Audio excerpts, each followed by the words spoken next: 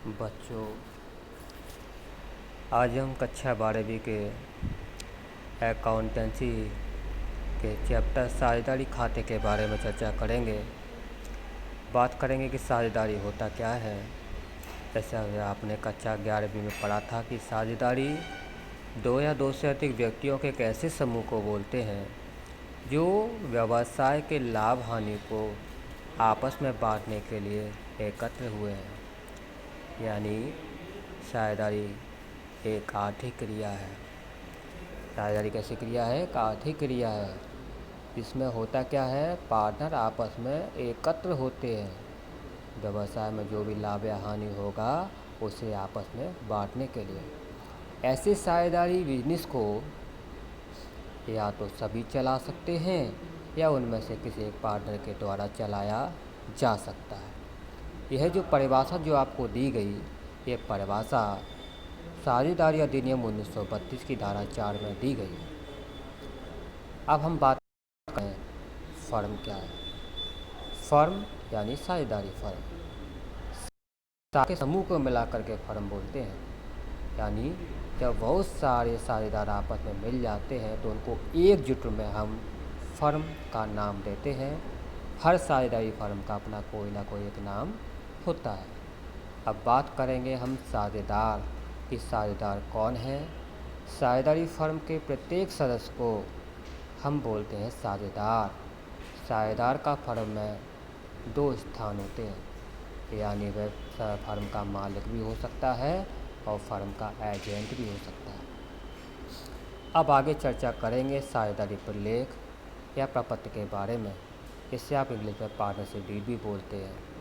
हर एक साझेदारी का जन्म एक लिखित अनुबंध से होता है, समझौते से होता है। हर एक साझेदारी का जन्म किससे होगा? साझेदारों के बीच एक लिखित या मौखिक समझौते से होता है। क्यों? क्योंकि लिखित समझौता इसलिए होना आवश्यक है ताकि भविष्य में अगर साझेदारों के बीच कोई गड़बड़ हो जाती है, कोई झगड़ा हो जाता है तो उसे सुलझाया जा सके। तो साझेदारों के बीच जो ऐसा लिखित अनुबंध ही साझेदारी संलेख कहलाता है। अब बात करते हैं कि साझेदारी संलेख में क्या क्या बातें दी होती हैं।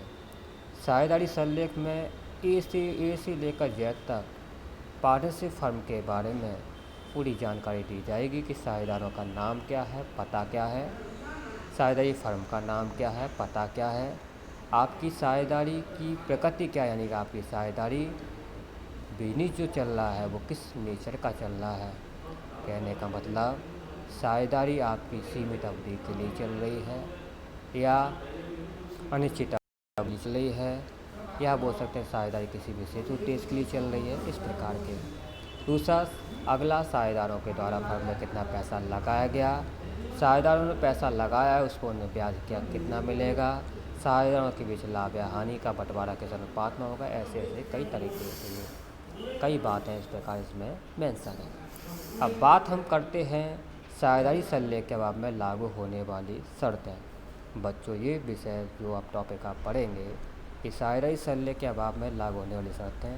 कहने का मतलब यह है अगर साझेदारों के बीच कोई डीड नहीं है तो कौन कौन सी टर्म्स और कंडीशन लागू होंगी। ये जो कंसेप्ट आप पढ़ रहे हैं न्यूमेरिकल सॉल्व करने के पर्पज़ से काफ़ी इम्पोर्टेंट है। इसको विशेष रूप से ध्यान रखेंगे जब आप न्यूमेरिकल क्वेश्चन सॉल्व करेंगे। तो यही कंडीशन आपको याद रखनी होगी कि अगर पार्टनरशिप डीड नहीं है तो साझेदारों के बीच जितना भी लाभ या हानि होगा वो सब में बराबर बांटा जाएगा। दूसरी बात कि अगर साझेदार ने फर्म को कोई भी लोन दिया है तो उस पर 6% पर एनम इंटरेस्ट फर्म को लेने का हक है। यानी फर्म 6% पर एनम इंटरेस्ट साझेदार से चार्ज करेगी। और इसके अलावा फर्म को साझेदार को कुछ भी नहीं देना होगा, चाहे साझेदार ने काम किया ही क्यों ना हो। ना साझेदारों को पूंजी पर और आर्डर पर कोई ब्याज मिलेगा और ना साझेदारों को उनके किए गए कार्यों के लिए कोई वेतन या कमीशन मिलेगा। तो केवल दो ही चीज़ें दी जाएंगी कि जितना भी लाभ या हानि होगा बिजनेस में वो सब साझेदारों में बराबर बांटा जाएगा। दूसरी बात, अगर फर्म ने साझेदारों को ऋण दिया है तो फर्म 6% पर एनम की दर से उस पर ब्याज लेने की हकदार है। अब बात करते हैं कि साझेदारी खाते। जब पार्टनरशिप फर्म के अकाउंट बनते हैं तो जब साझेदारी की बात की जाएगी तो साझेदारी बिजनेस में भी अपने खाते मेंटेन किए जाते हैं।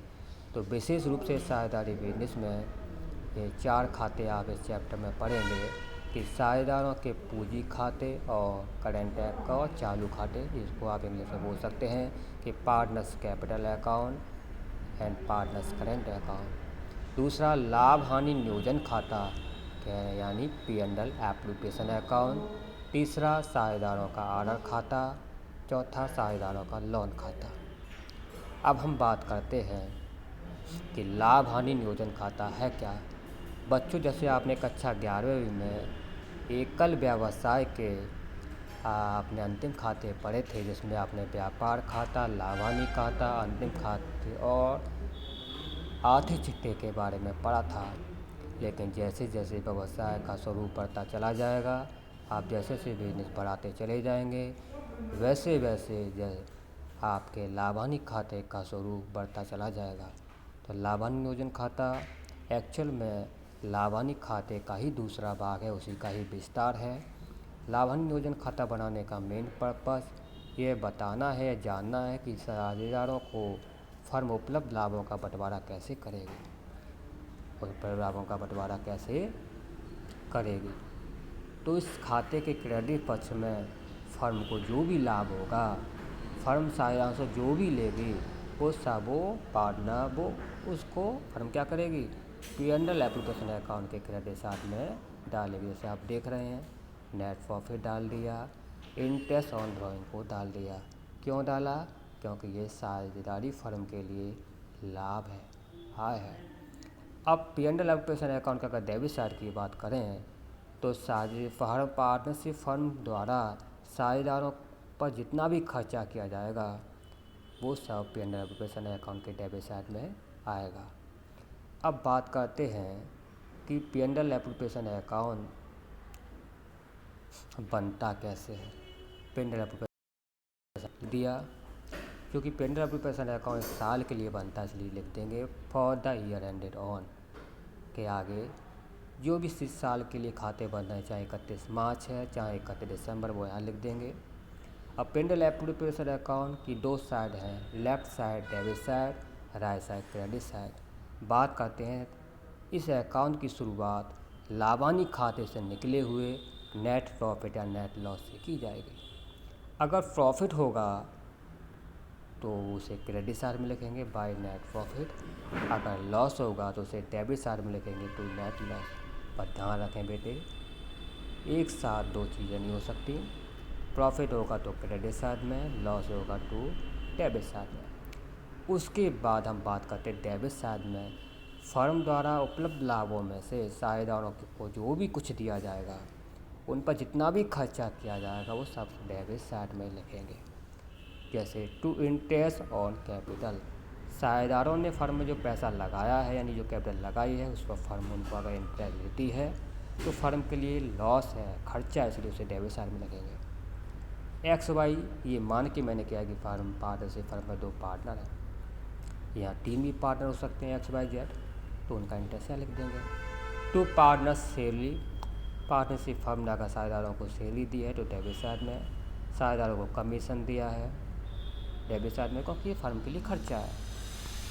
इसके अलावा फर्म अगर फ्यूचर के लिए कुछ बचा कर रखना चाह रही है, रिजर्व में ट्रांसफ़र कर रही है तो टू रिजर्व। अब बात करते हैं क्रेडिट साइड में क्या आएगा। क्रेडिट साइड में बाय नेट प्रॉफिट, जो P&L अकाउंट से, जो प्रॉफिट एंड लॉस अकाउंट से निकल के आएगा वो उसमें क्रेडिट साइड लिखेंगे। उसके बाद बाय इंटरेस्ट ऑन ड्राइंग, अगर साझेदार ने फर्म से ऑर्डर किया है तो फर्म उस पर अगर इंटरेस्ट लेती है तो फर्म के लिए वो लाभ है, आय है, इनकम है, इसीलिए उसे हम क्रेडिट साइड में लिखेंगे। अगर इन 2 पार्टनर हैं तो X की इंटरेस्ट और Y की इंटरेस्ट, तो इसको टोटल करके बाहर लिख देंगे। इसके बाद फिर हम क्रेडिट साइड का टोटल करेंगे। क्रेडिट साइड का टोटल करेंगे, उसमें से डेबिट साइड के टोटल को घटा देंगे और जो भी लाभ आएगा उसे लिखेंगे to profit transfer to partners capital account. जो भी लाभ निकलेगा उसे साझेदारों में बांट देंगे, एक्स में और वाई में। साझेदार कुछ भी हो सकते हैं, उनका कुछ भी नाम हो सकता है, लेकिन मैंने एक काल्पनिक नाम लिया। अब बांटेंगे किस में? ये उस अनुपात में बांटेंगे जो आपके क्वेश्चन में दिया होगा। लेकिन अगर अनुपात नहीं दिया तो आप बराबर बराबर बांट देंगे। बच्चों, मैं कल्पना करता हूँ कि आप इसको समझेंगे, और अगर नहीं आता तो मुझसे क्वेरी करेंगे। कल मैं लाभानी नियोजन खाते से संबंधित न्यूमेरिकल प्रॉब्लम को सॉल्व करवाऊँगा। धन्यवाद।